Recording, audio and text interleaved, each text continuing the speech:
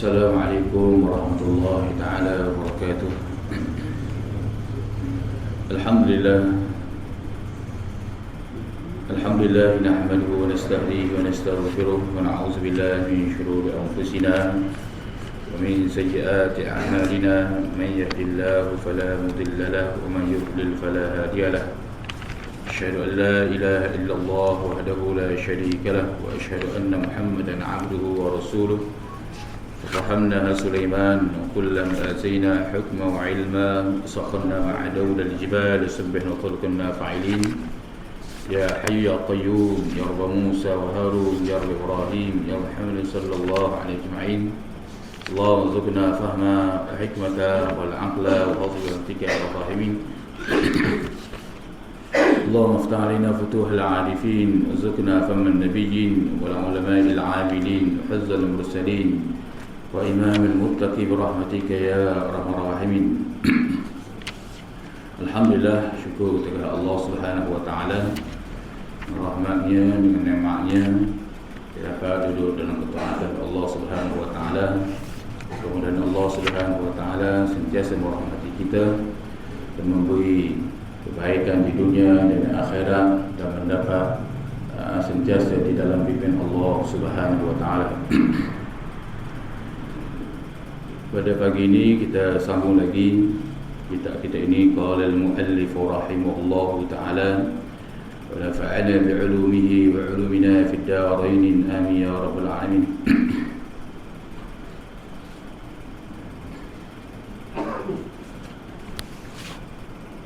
Kita sambung pada kata iaitu kita nak bicara berkaitan dengan iaitu doa iftitah. Yang mana pada minggu lepas kita mencerita dah berkaitan dengan perkara yang disunat, iaitu membaca doa iftitah, iaitu sama ada kita nak baca hak pendek ataupun hak panjang boleh belaka. Yang penting kita baca doa iftitah itu. Lebih lagi makmum, seorang makmum itu mesti juga baca, yakni tak kira kita jadi imam ke ataupun makmum, kalau boleh jangan tinggal doa iftitah, kerana dia salah satu sunat yang sangat dituntut untuk kita membacanya. Ataupun kita nak baca hak pendek sama ada wa asila, ataupun kita nak baca tu wajjahtu wajhiya lillazi fataras samawati wal ardh safahabih. Sebab perbuatan-perbuatan Allahu akbar kabira walhamdulillahi katsira subhanallahi bukratan wa asila itu di kalangan para sahabat. Adapun Nabi membaca wajjahtu safahabih, tetapi Nabi membenar apa yang dibaca oleh para sahabat yang telah kita sebut sebelum ini, yang mana Abdullah bin Umar melihat sendiri dengan mata kasarnya. Dia menyatakan, aku melihat Rasulullah, seorang laki-laki sembahyang belakang Rasulullah. Lalu dia mari bila Rasulullah takbir, lalu dia baca dengan kuat Allahu akbar kabira walhamdulillahi katsira wa subhanallahi bukratan wa asila. Selesai daripada sembahyang, Rasulullah kata, siapa yang baca saat ni? Dia kata, saya Rasulullah. Maka Rasulullah menyatakan, sesungguhnya kamu telah membuat satu habuan untuk ke syurga Allah Subhanahu wa taala. Maknanya Rasulullah tidak menolaknya. Ini sehingga kata Abdullah bin Umar, seorang faqih di kalangan para sahabat, ahli fatwa di kalangan para sahabat, dia kata, sejak hari itulah aku tak tinggal semua Allahu akbar kabira walhamdulillahi katsira, itu di antaranya. Jadi bila begitu, Imam Syafi'i dan begitu juga ulama-ulama mujtahid, mereka ini mengambil gabung dua antara Allahu akbar dan wajjahtu. Dia gabung sekali. Itu dikatakan sebagai sunat, maknanya baca sekali, iaitu Allahu akbar kabira walhamdulillahi katsira subhanallah. Ni sambung pula wajjahtu safahabih, itu di antaranya. Jadi kita lihatlah keadaan. Maknanya setengah kata ulama, para ahli ulama, tutup guru, jangan kita tinggallah. Maksudnya kalau kita seorang makmum, kita tengok pada ukuran imam tu baca macam mana. Kalau kita tahu, kalau kita baca juga doa iftitah ni menyebabkan kita tak ada nak baca Fatihah, maka tak payahlah. Tapi kalau imam tu masih baca Fatihah, imam baru baca Bismillahirrahmanirrahim, kita baru mari, maka kita boleh baca doa iftitah. Maka sebab doa iftitah lebih pendek dari Fatihah, kita baca boleh. Itu di antaranya. Adapun sembahyang sembahyang zuhur asar, kita tak tahu kedudukan imam tu baca apa, Fatihah ke surah lazim, maka kata ulama afdal dia seorang makmum itu terus dia baca Fatihah selalu, tak perlulah baca doa panggil doa iftitah. Yang mana dia tengok kena sangkaan macam mana keadaan tu, keadaan kedudukan imam tu macam mana. Itu di antara disebut oleh para ulama. Adapun kalau imam dia takbir Allahu Akbar, dia takbir tiba-tiba dia mari litah, aku dah masuk lagi niat ni, dah ingat, ini bagi imam sajalah. Aku dah ada pun kalau makmun dia dah masuk niat, dipilih oleh imam al-imam Syekh Ramli Sarif, dia kata harus diberhentikan. Seorang makmun, seorang munfarid, seorang sembahyang seorang ni. Adapun imam kalau dia sembahyang seorang, kalau dia sembahyang berjemaah, maka kalau dia dah masuk Allahu Akbar, dia terus Allahu Akbar kabira, niat tadi tu dia dah ingat masuk niat tu. Ketika itu kata ulama, dia tidak perlulah takbir cara derah, dia hanya berkata semula Allahu Akbar secara perlahan-lahan. Jangan didera oleh makmum. Sebab ada dah dulu-dululah, saya ingat di masa dulu-dulu di masjid tu kat Temeloh tu, ada sebuah masjid tu, tak ingat dah masjid apa, lama dah tu. Bila begitu seorang imam ni dia takbir, bila dia takbir, maka dia kata Allahu Akbar, makmum semua akad takbir belaka dah. Dia kata berhenti semula, saya dah ingat maksud niat, berhenti mula. Jadi mengganggukan semua makmum ketika itu. Tak boleh. Hatta kalau imam dalam berhadas dia tak boleh. Tu dia kena keluar biar imam lain ganti. Tapi ada seorang hamba Allah tu, imam tu, dia berhenti, saya dah ingat takbir sempurna semula tadi. Takbir semula. Tu di antaranya. Itu tidak diharuskan, ia mendatang musyaqqatul lil ma'mun, menjadi kepayahan bagi makmun, dan ada fitnah, mendatang juga fitnah seperti mana disebut Imam Nawawi rahimahullahu taala. Jadi dia diharuskan takbir cara perlahan, Allahu Akbar. Tu tak perlu mengangkat tangan, hanya dia mengatakan Allahu Akbar, itu saja. Itu di antaranya. Jadi kita telah membaca doa iftitah, dan itu di antaranya yang disebut oleh para ulama. Di antaranya dinakal oleh beberapa para ulama, dia nakal dalam kitab-kitab Arab pun ada.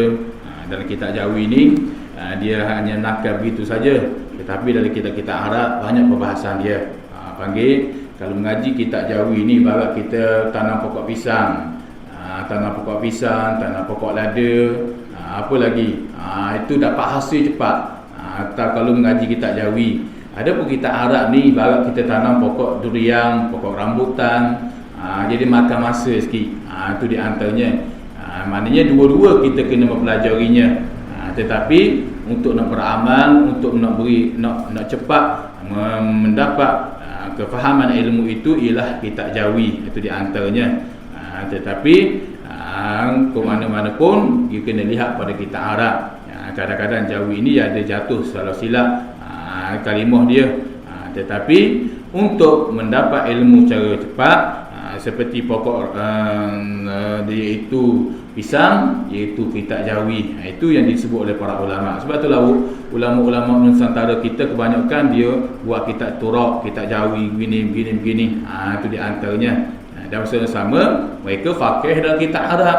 Bukan mereka tak pandai dalam bahasa Arab, bukan mereka tidak mempelajari ilmu-ilmu alat, itu ilmu bayan, ilmu ma'ani, isti'arah, begitu juga ilmu nahwu saraf tu, badai, dan sebagainya. Tapi dia nak mentahqiqkan lagi dengan mempelajari ilmu itu. Yang antaranya disebut dalam kitab yang lain, bila kita berkata wajjahtu wajhiya lilladzi fataras samawati wal ardh, kita sudah tahu makna dia. Maknanya telah menghadap, ayat itu telah menghadap aku akan muka aku bagi Tuhan yang menjadi ia petala langit dan bumi. Dan bumi, maka hendaklah kita tahu dah makna dia, bahawasanya aku telah menghadapkan muka aku bagi Tuhan yang menjadi petala langit dan bumi. Itu makna sampai situ. Maka apa yang perlu kita hadir dalam hati kita, itu diantara disebut oleh para ulama, yang dibuat oleh para ulama, iaitu maka hendaklah kita faham. Itu yang dibahas oleh para ulama. Saya baca saya masa lalu, yakni maka hendaklah kamu faham, kata ulama, bahawasanya yang dikehendaki dengan muka itu bukan muka leher, muka kepala sutil gini, kerana muka leher itu telah dihadapkan kepada kiblat, bukan di hadapan Allah Subhanahu wa taala. Itu bukan maksudnya muka kepala kita begini, tetapi yang dimaksudnya ialah hati kita menghadap Allah Subhanahu wa taala. Kerana Allah ini dia maha suci daripada berjihad. Kerana demikian itulah disebut oleh para ulama, dikehendaki muka itu muka hati kita, yakni hati kita ni pandang, iaitu Allah Subhanahu wa taala. Syuhud billah, panggil dengan pandangan mata hati, musyahadah tu. Musyahadah panggil pandangan mata hati kita, itu mengikut ilmu tasawuf. Ilmu tasawuf tahulah pandangan mata hati. Adapun musyahadah yang berada dalam kitab fiqh, ia ialah ain najih, banyak mana bining, macam mana najih ni, macam mana nampak dengan mata sutil. Adapun musyahadah mata hati ikut ilmu tasawuf, pandangan basirah, pandangan basirah, pandangan. Kalau orang hak pekat tinggi lagi seperti mana ya Abu Yazid, Syekh Qadhi, banyak lagi itu pandangan ketuhanan. Bahkan mereka berkata pun dalam kataan berkata dengan Allah dengan perkataan ketuhanan sir dengan Allah Subhanahu wa taala. Hanya mereka saja yang merasai. Itu di antaranya. Jadi sebab itulah kita kena menghadap, maksudnya wajah tu di situ kita menghadap muka kita, yakni muka hati kita.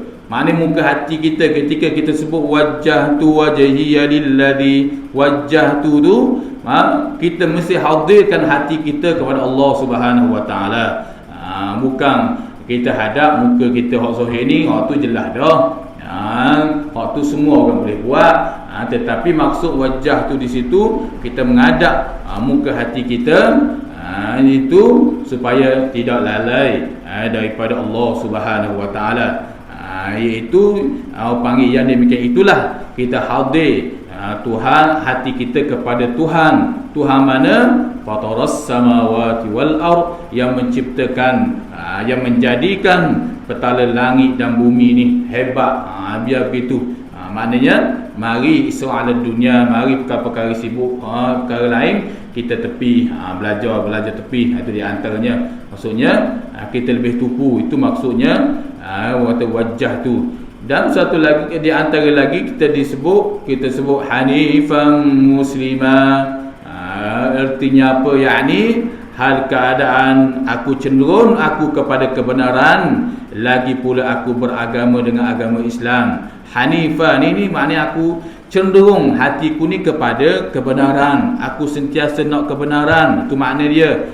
Dan lagi pula musliman itu, lagi pula aku ni beragama dengan agama Islam. Maka apa yang perlu kita hadir dalam hati kita ketika kita membaca hanifan muslimah, itu di antaranya, iaitu maka hendaklah engkau hadir dalam hati engkau bahawasanya seorang muslim itu ialah orang yang sejahtera, iaitu daripada segala lidahnya, tangannya.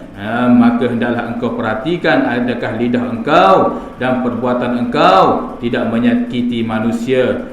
Dan jika didapati lidah dan perbuatan engkau menyakiti manusia, maka apatah maka adalah sebutan engkau hanifan muslimah itu tidak mempunyai erti dan jadilah engkau berdusta, kata ulama. Ini di antara disebut oleh Al-Imam Zakaria Al-Ansari rahimahullahu taala. Dia berkata, bila kita sebut hanifan muslimah, maknanya hal keadaan aku cenderung kepada kebenaran dan aku ini beragama Islam, itu makna dia. Tetapi maksud yang perlu kita hadir dalam hati kita, iaitu bahawasanya seorang Islam ini dia mesti selamat, dia mesti usaha daripada lidah dia, tangan dia ni daripada menyakiti saudaranya.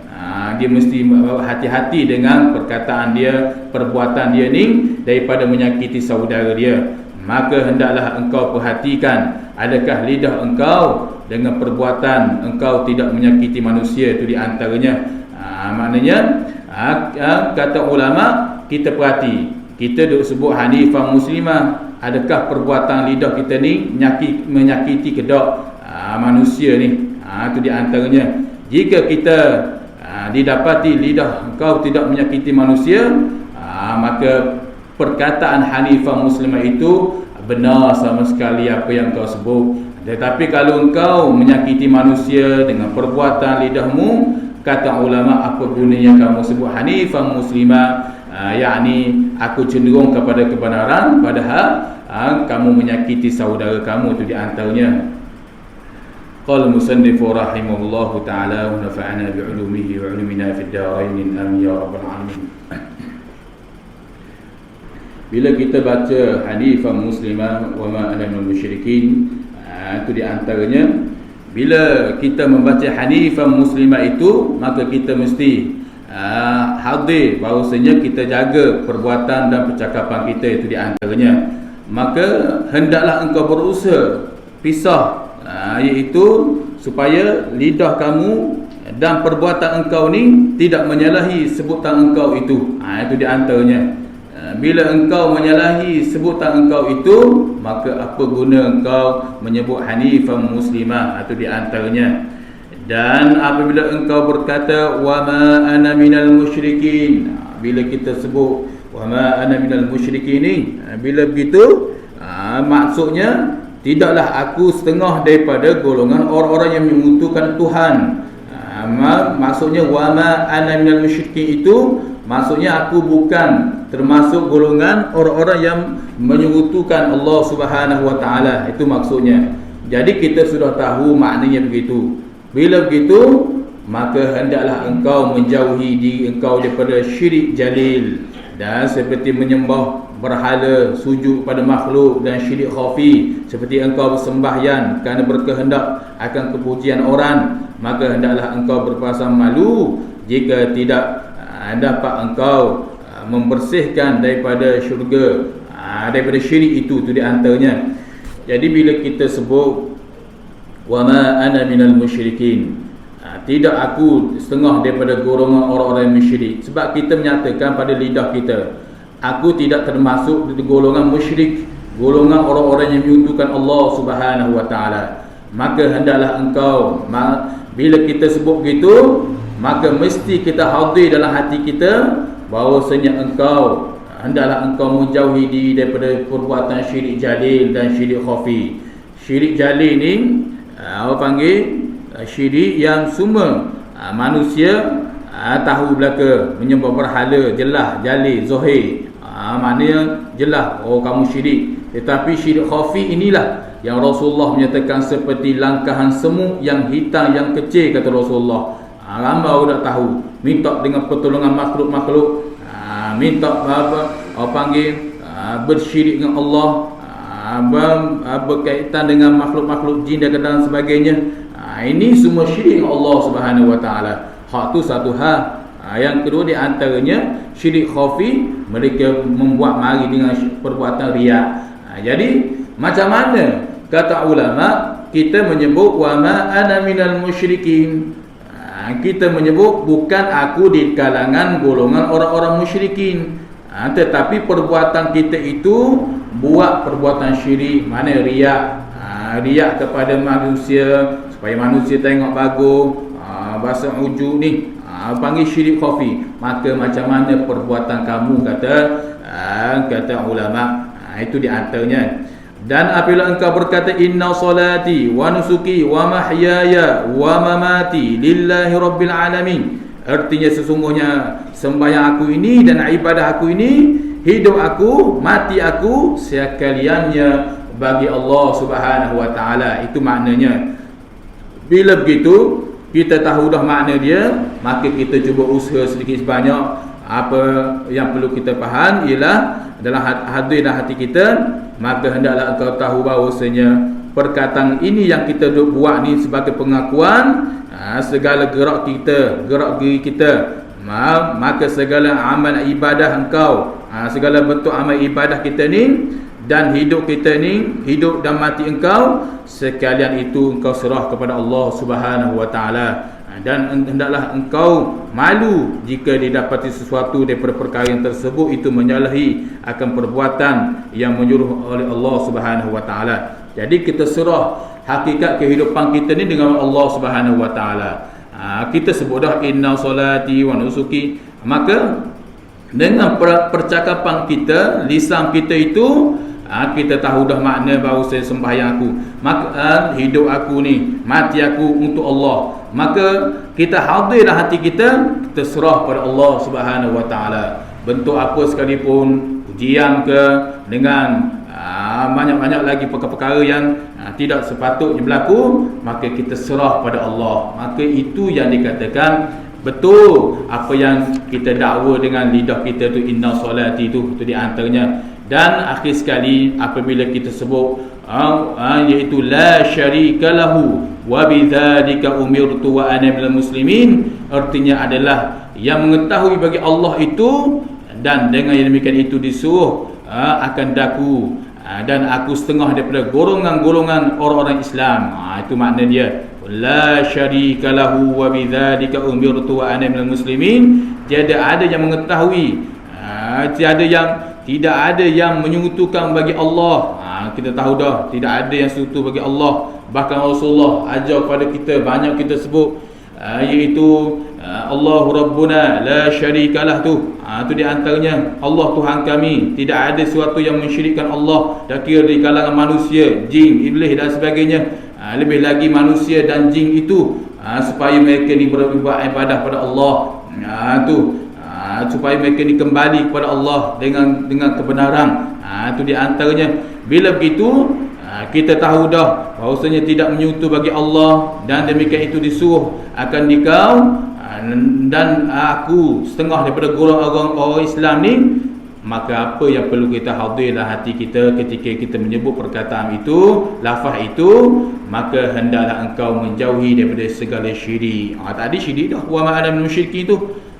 Maksudnya ada hikmah, banyak ulama kaji sebab apa disuruh baca doa iftitah ni. Rupanya kita mendoa dalam sembahyang kita supaya jauh daripada perbuatan-perbuatan syirik itu di antaranya. Maka hendaklah engkau menjauhi daripada syirik, maka dan hendaklah engkau i'tiqad bahawasanya tiada bagi Allah itu yang menyekutu baginya.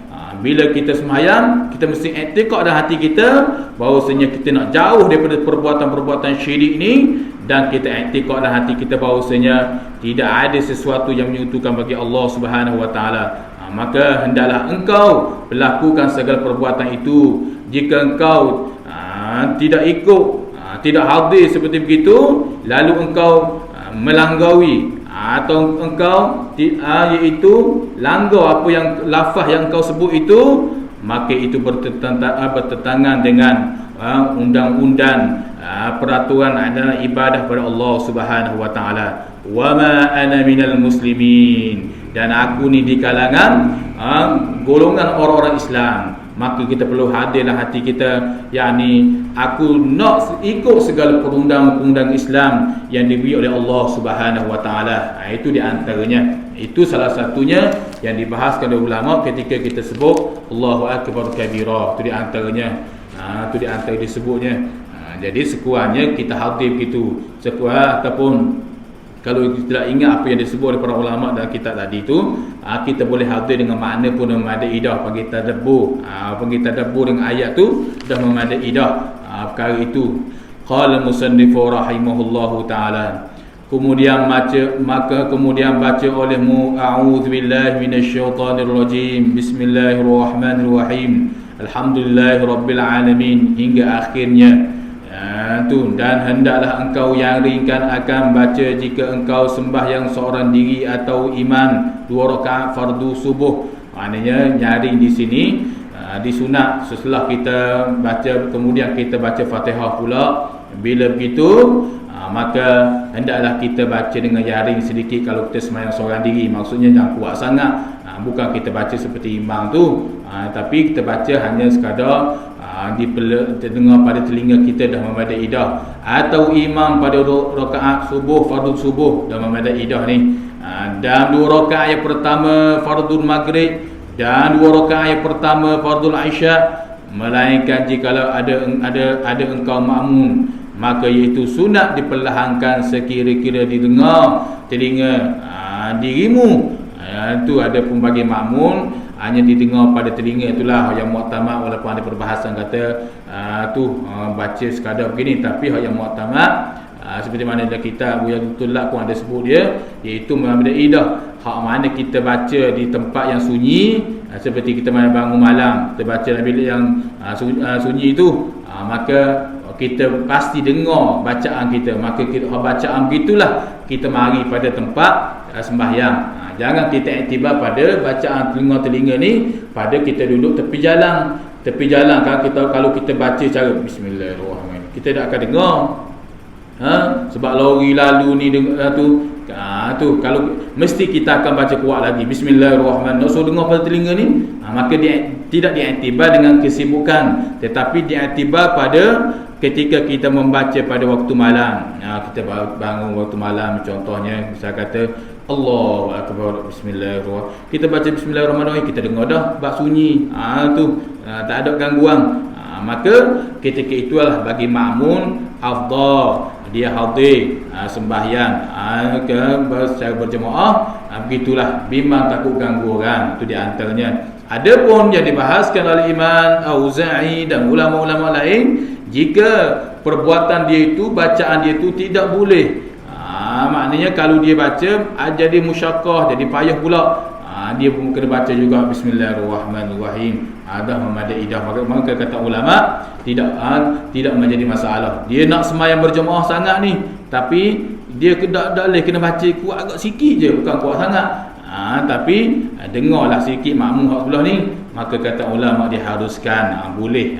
Itu di antaranya, itu di antara disebut oleh para ulama. Tetapi kalau dia boleh ikhtiar, di slow, itulah lebih bagus lagi. Sebab mengganggu makmum itu, maknanya lebih panggil, bila mengganggu makmum itu, perbuatan itu ada dikatakan oleh ulama haram. Lebih lagi dekat Fatihah tu, bacaan Fatihah tu, dia pun kalau dia tidak boleh musyaqqah tu atau kepayahan dia, maka diharuskan. Itu di antaranya, kerana ulama nak menggalakkan sembahyang berjemaah itu lebih afdal. Itu di antaranya. Qala musannifu rahimahullahu ta'ala wa nafa'ana bi'ulumihi wa 'ulumina fid darain amin ya rabbal alamin. Jadi maka iaitu sunat diperlahankan akan sekira-kira dengar oleh telingamu. Ni kita dah buat dah ni. Biasa-biasa dah ni, cuma Syekh Abdul Somad Paliban ini dia sebut secara mutalaah sebagai ulang kaji balik. Itu di antaranya. Dan sunat engkau jaharkan amin serta iman. Dan sunat engkau jahar amin. Kita berhentilah situ dulu. Dan sunat engkau jaharkan amin serta iman. Kerana ada perbahasan amin ni biasa kita dengar sama dah, tapi sebagai ada perbahasan ulama yang berkaitan dengan amin ni. Itu di antaranya. Dan sunat engkau jaharkan amin serta iman. Jadi sekadar itu dulu pada pagi ini. Mudah-mudahan apa yang kita dengar pada pagi ini, mudah-mudahan ia bermanfaat pada kita semua. Mudah-mudahan Allah Subhanahu Wa Taala sentiasa memelihara kita, menjaga kita dan memberi kekuatan kita dalam mengerjakan ketaatan ibadah kepada Allah Subhanahu Wa Taala. Wallahu a'lam. A'udzubillahi minasyaitonir rajim. Bismillahirrahmanirrahim. Fil ayati mazidah. Ya Rabbana lakal hamdu kama yanbaghi li jalali wajhikal azim sultanik. اللهم صل على سيدنا محمد وعلى سيدنا محمد. اللهم أغننا بالعلم وزينا بالحلم وأكرمنا بالتقوى وجملنا بالعافية. Rabbana atina fid dunya hasanah wa fil akhirati hasanah wa qina adzabannar. Sallallahu alaihi Muhammad wa ala alihi wa sahbihi wasallam. Walhamdulillahi rabbil alamin. Assalamualaikum warahmatullahi taala wabarakatuh.